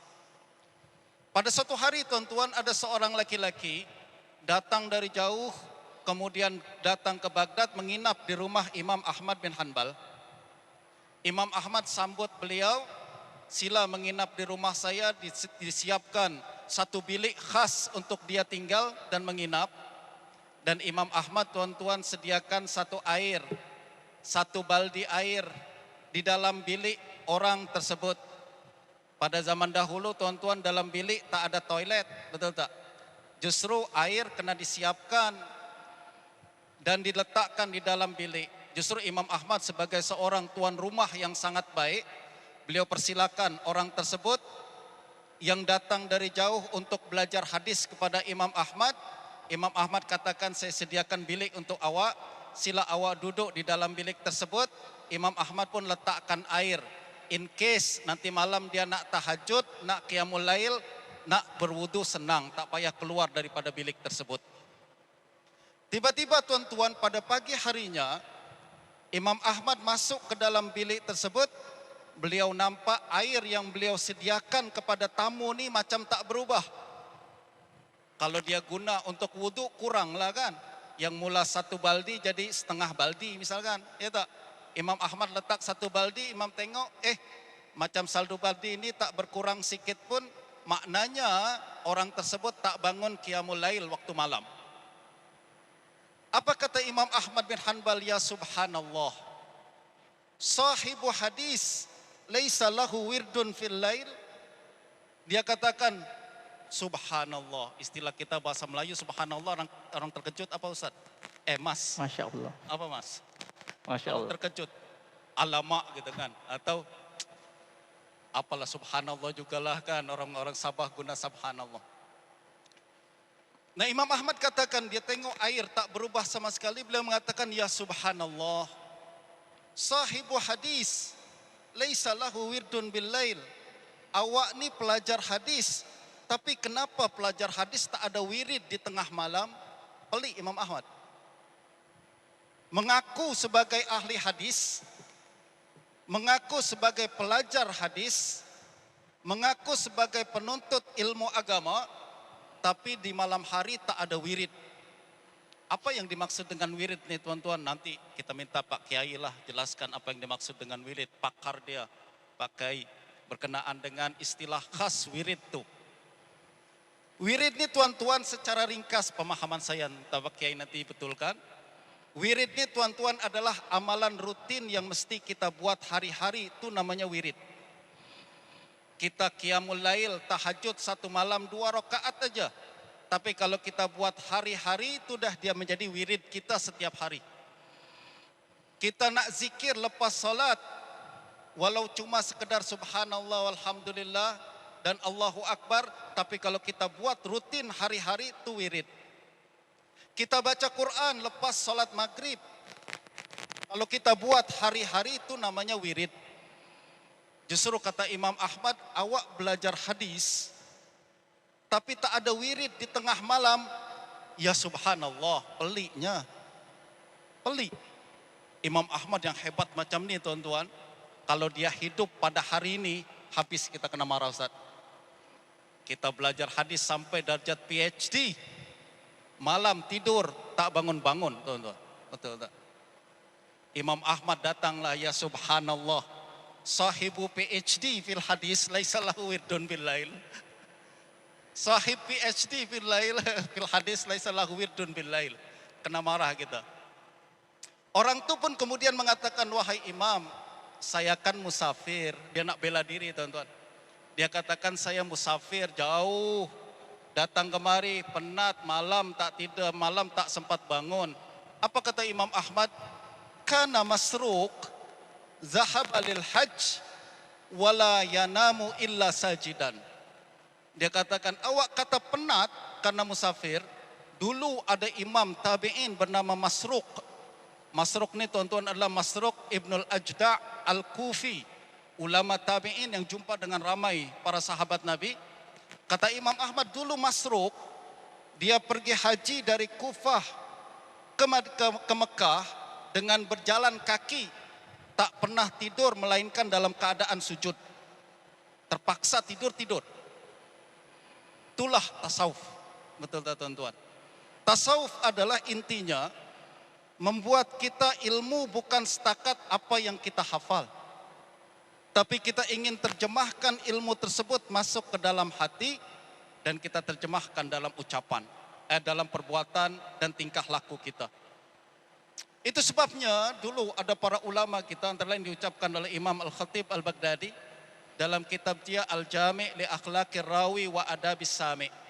Beliau katakan, kana rajulu idza dhahaba yatlubul hadis ihtasabahu ahluh. Orang dulu kalau dah belajar agama, keluarganya dah anggap dia orang mati dah. Jangan harap jumpa dia lagi-lagi dah. Jadi kalau udah ada seorang pemuda nih tuan-tuan, zaman dahulu kalau seorang pemuda nih, dia decide untuk belajar pengajian Islam. Saya nak belajar menjadi mahasiswa pengajian Islam. Saya nak belajar ilmu agama. Ihtasabahu ahluh. Ahli keluarganya anggap dia dah mati dah. Kenapa? Dia tak akan jumpa lagi ahli keluarga, fokus dengan ibadah saja. Ini menunjukkan orang zaman dahulu belajar macam tu tuan-tuan ya. Nah, itu sebabnya apabila kita beralih kepada ilmu hadis dan kita tengok sebagai ilmu yang sangat mulia, ilmu yang selalu mengajarkan kita akhlak baginda Nabi sallallahu alaihi wasallam. Kadang kita belajar hadis takat lalu begitu saja. Kita tengok Nabi buat macam ni, kita tak buat. Kita tengok Nabi lakukan macam ni, kita tak buat. Kenapa? Sebab tak ada dorongan mursyid yang mengajar kita dan melatih kita bagaimana menggunakan ilmu tersebut dan menerjemahkan dia dalam kehidupan kita. Tengok tuan-tuan, para ulama hadis zaman dahulu antaranya adalah seorang imam yang sangat besar, Abu Abdullah Muhammad bin Abdullah Ibnul Bayya Al-Dabbi, atau yang kita kenali sebagai Imam Al-Hakim An-Naisaburi. Beliau adalah pakar hadis yang paling besar di zaman dia, dan pada masa yang sama dia belajar ilmu tasawuf daripada ramai guru, antaranya adalah Abu Amr Ismail Ibnu Nujaid An-Naisaburi. Abu Amr Ismail bin Nujaid ini tuan-tuan adalah murid Junaid Al-Baghdadi. Beliau juga belajar kepada Muhammad bin Ja'far Al-Khuldi, orang yang syekh tasawuf yang paling besar di Baghdad, termasuk orang yang paling alim dalam hadis di Baghdad. Dia juga adalah murid Junaid Al-Baghdadi. Maknanya beliau bersambung sanad dia kepada tokoh tasawuf paling besar di zamannya, yaitu Imam Junaid Al-Baghdadi. Belum lagi tuan-tuan, kita kenal ada seorang ulama hadis dan juga pakar tasawuf yang bernama Abul Qasim Abdul Karim bin Hawazin Al-Qushairi. Orang belajar tasawuf mesti kenal Imam Al-Qushairi yang menulis kitab Risalah Qushairiyah dan pelbagai kitab-kitab yang lain. Beliau ini ceritanya sangat unik tuan-tuan. Pada awalnya beliau datang ke Nisabur bukan nak belajar. Ayah dia suruh dia pergi ke Nisabur untuk belajar macam mana nak mengolah tanah untuk jadikan ladang dan kebun. Akan tapi apabila beliau berlalu di hadapan majlis seorang ulama tasawuf bernama Abu Ali Ad-Daqqaq, beliau tertarik dengan ucapan Abu Ali, akhirnya duduk di hadapan Abu Ali dan belajar dengan bimbingan Abu Ali Ad-Daqqaq. Abu Ali Ad-Daqqaq ni tuan-tuan, beliau belajar tasawuf daripada Abu Nasr, Abul Qasim An-Nasr Abadi, dan Abul Qasim An-Nasr Abadi adalah murid Abu Bakar Ash-Shibli. Ash-Shibli adalah murid Junaid Al-Baghdadi, kembali kepada Junaid Al-Baghdadi lagi. Itu sebabnya kita selalu ulang-ulang, tarekat kita adalah tarekat Syekh Junaid Al-Baghdadi, sebab beliau adalah seorang tokoh tasawuf yang muktabar pada zaman itu. Dan beliau merupakan maha guru untuk tokoh-tokoh tasawuf, termasuk ahli hadis yang mengambil tarekat tasawuf daripada murid-murid Junaid Al-Baghdadi. Kenapa Imam Hakim nak berpenat-penat ambil tasawuf dan tarekah daripada tokoh-tokoh ni? Sekali lagi tuan-tuan, ilmu yang kita punya kalau tidak diiringi dengan keinginan untuk membersihkan diri menerusi tasawuf, maka dia tidak akan merubah kita menjadi lebih baik. Dia hanya sekedar maklumat yang tidak akan merubah kita menjadi mukmin yang lebih dekat kepada Allah Subhanahu wa taala. Sebagaimana ucapan Imam Al-Ghazali, saya ulang semula, setiap ilmu yang di dunia tidak menjauhkan kita daripada maksiat, tidak membuat kita rajin ibadat, di akhirat nanti tidak akan menyelamatkan kita daripada neraka dan tidak akan membuat kita masuk ke dalam syurga. Mudah-mudahan boleh difahami. Wassallallahu ala Muhammadin wa alihi wa sahbihi ajma'in. Alhamdulillah, kupasan Profesor Dr. Umar yang menyatakan bahwa ilmu tasawuf itu bukan di akal tetapi di hati, kerana hati ini merupakan pusat manusia itu. Jadi pembersihan kerohanian inilah yang dipanggil sebagai tasawuf yang melahirkan kepimpinan. Jadi saya beralih kepada Dr. Kiai Ali Mashkur berkenaan dengan kepimpinan.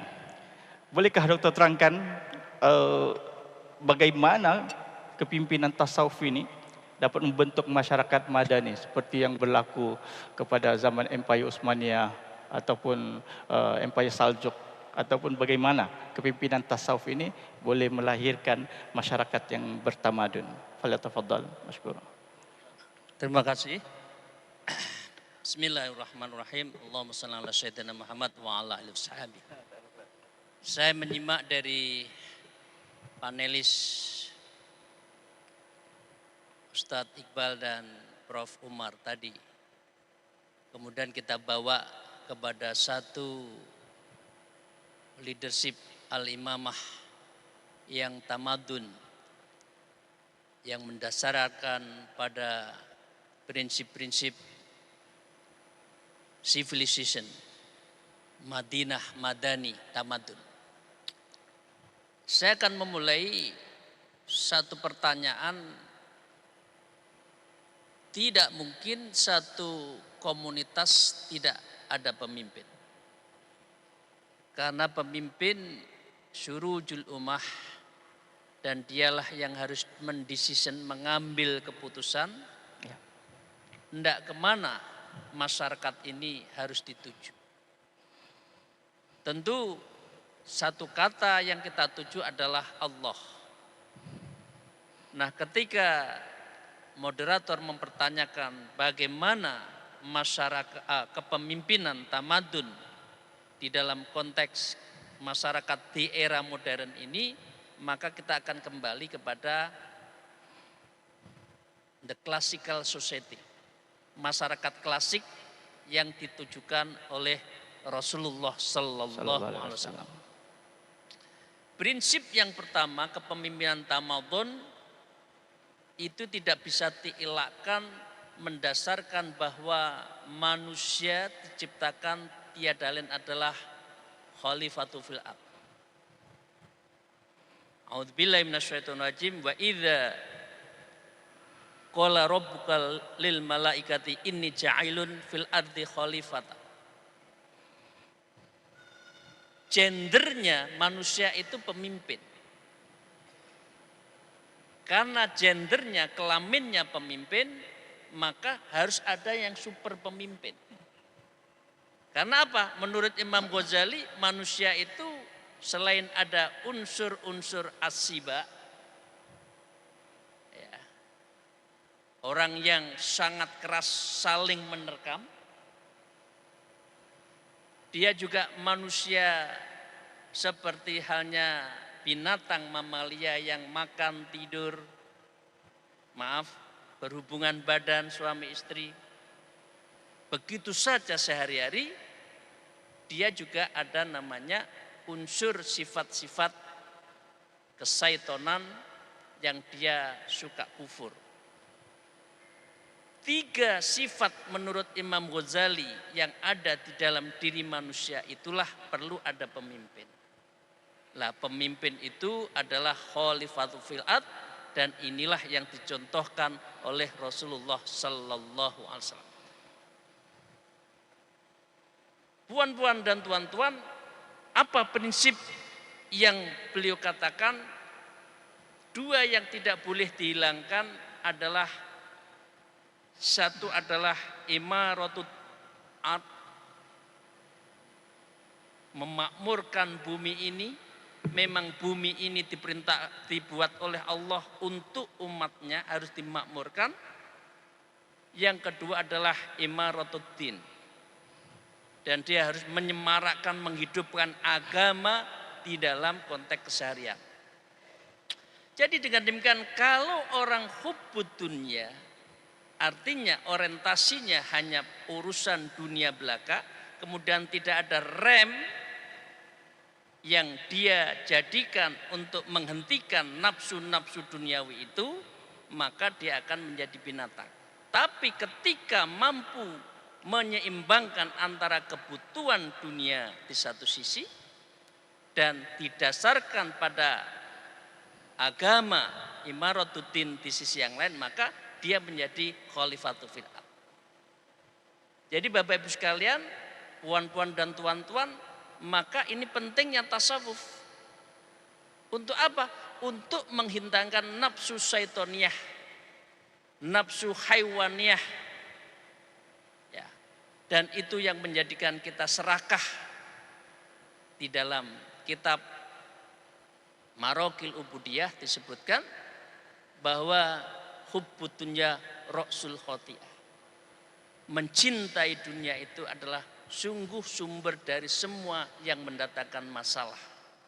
Nah, karena itu Bapak sekalian, 2 ini seorang pemimpin harus bisa memberikan kemakmuran atas umatnya, dan yang kedua adalah memakmurkan agama itu sebagai perilaku sehari-hari, dan perilaku sehari-hari itulah yang kita sebut dengan pengamalan tasawuf thariqah ilallah, dan ini menjadi prinsip yang harus ada di dalam diri kita itu. Prinsip kedua, Bapak Ibu sekalian, para tuan-tuan dan puan-puan yang terhormat, maka semua kebijakan seorang pemimpin di dalam masyarakat tamadun adalah tasarruful imam ala ra'yah manutum bil maslah. Kebijakan seorang pemimpin atas kepada ra'iyah, kepada yang dipimpinnya itu, rakyatnya itu harus didasarkan pada untuk kemaslahatan ummah. Nah, maaf saya dari di Indonesia sebagai Jatman adalah NU. NU mengedepankan dalam sebuah prinsip namanya dengan maslahatul ammah. Jadi semua kepemimpinan itu harus maslahatul ammah, misalkan al-adl, al-siddiqu, ya, al-amanah, dan dia harus mendasarkan kepada kepentingan umat.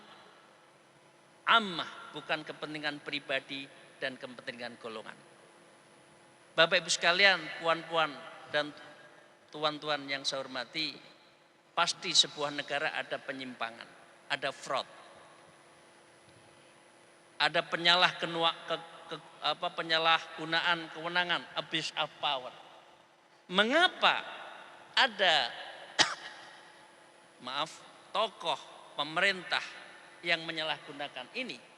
Itu sesungguhnya sudah disindir di dalam Al-Quran. A'udzubillahi minasyaitonirrajim.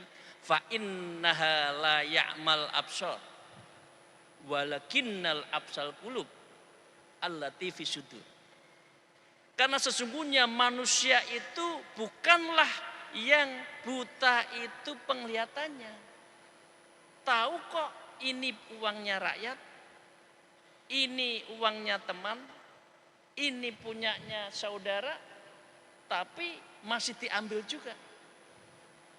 Padahal gajinya sudah cukup. Mau mengambil hak orang lain. Mengapa? Itu ada Al-Quran.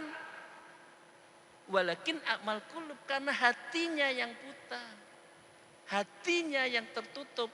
Yang disebut tadi adalah qaswatul qulub. Dia tidak ada khusyatullah, tidak ada takut sama sekali terhadap Allah. Padahal ciri dari ilmu yanfa'ah adalah, ilmu nyafi adalah qaswatullah. Jadi dia tidak peduli lagi dengan selain kepentingan demi kepentingan. Nah lah, karena yang butanya hati, allati fis sudur, dan itu ada di dalam hati nuraninya.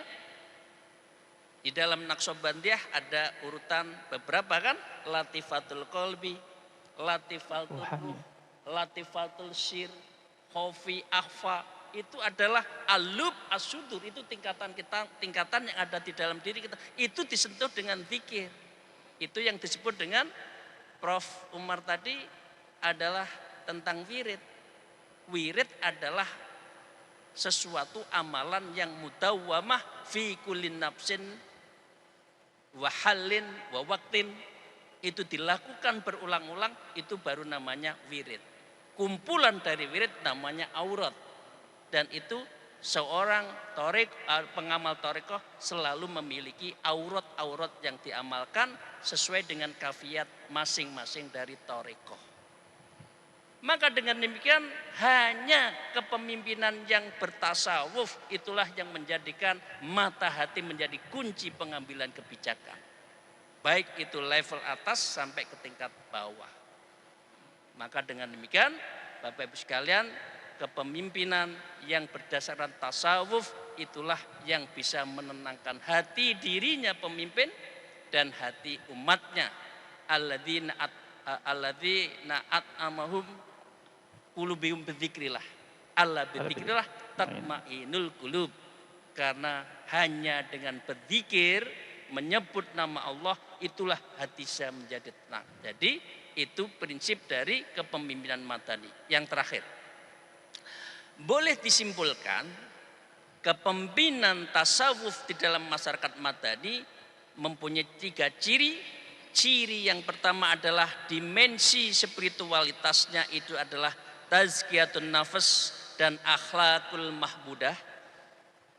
Untuk menghilangkan yang mazmumah itu, menghilangkan mazmumah itu harus dengan zikir.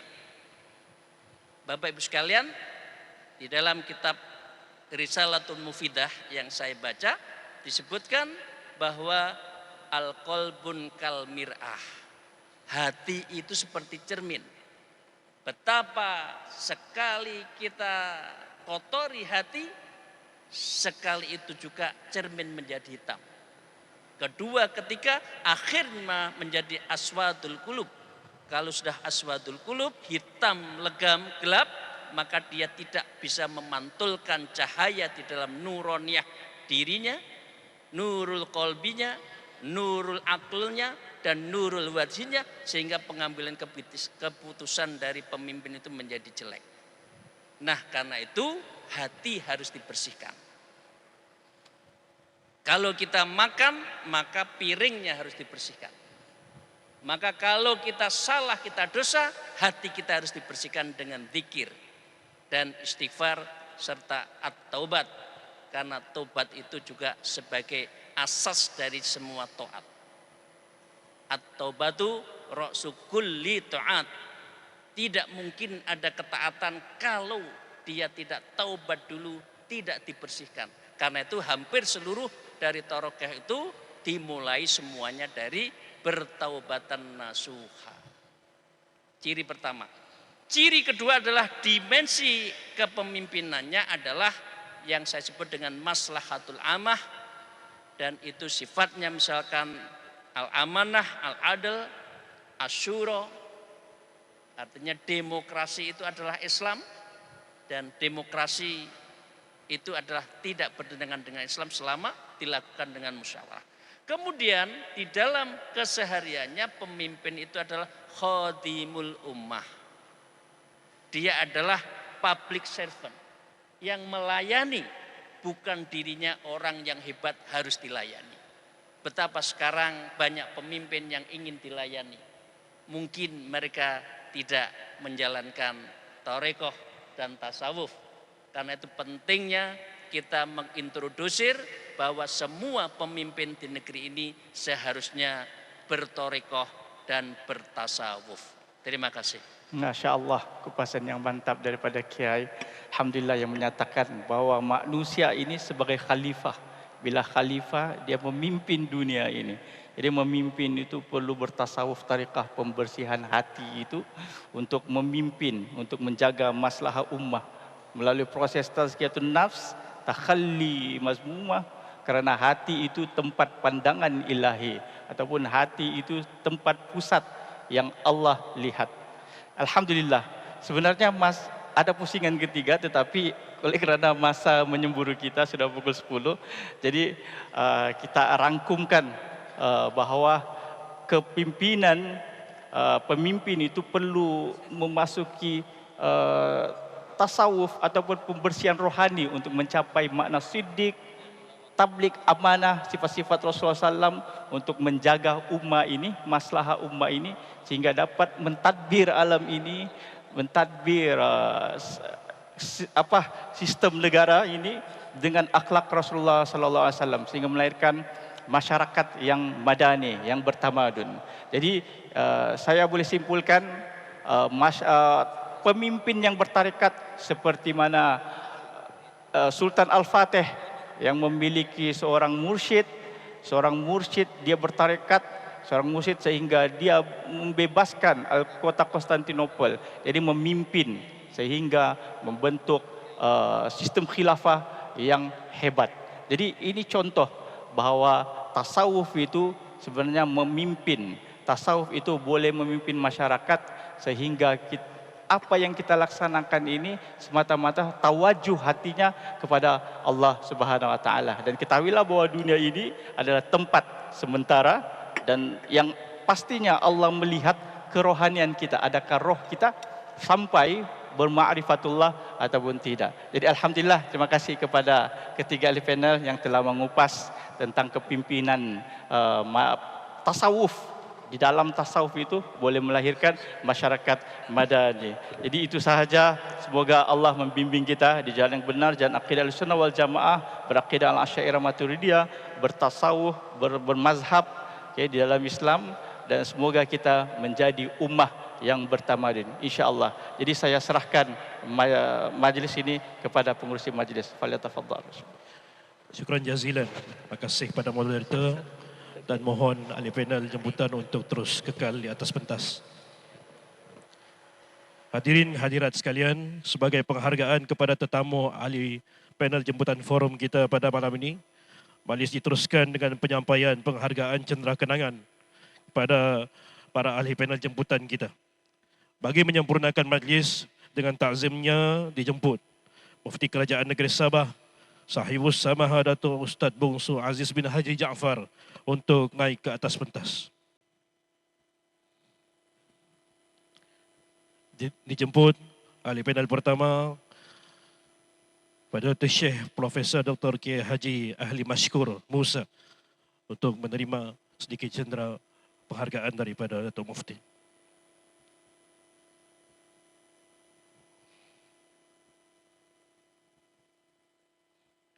Seterusnya ahli panel kedua Maulana Iqbal Zain Al-Hujahari.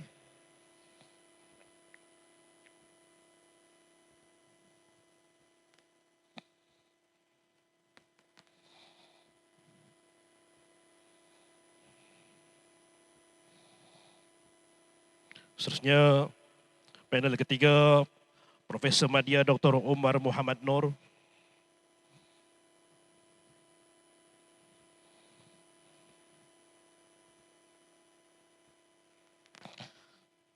Yang terakhir, moderator kita Ustaz Abdul Rahman bin Tajuddin.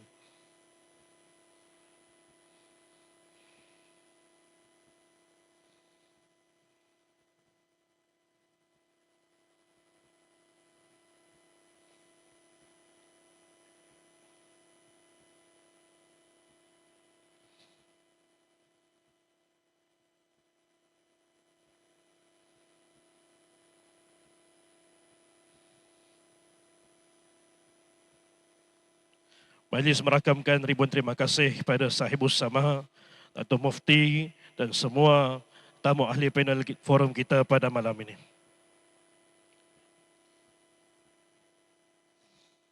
Jadi dengan itu saya ucapkan ribuan terima kasih kepada semua yang hadir pada malam ini. Wabillahi taufiq wal hidayah. Wassalamualaikum warahmatullahi wabarakatuh.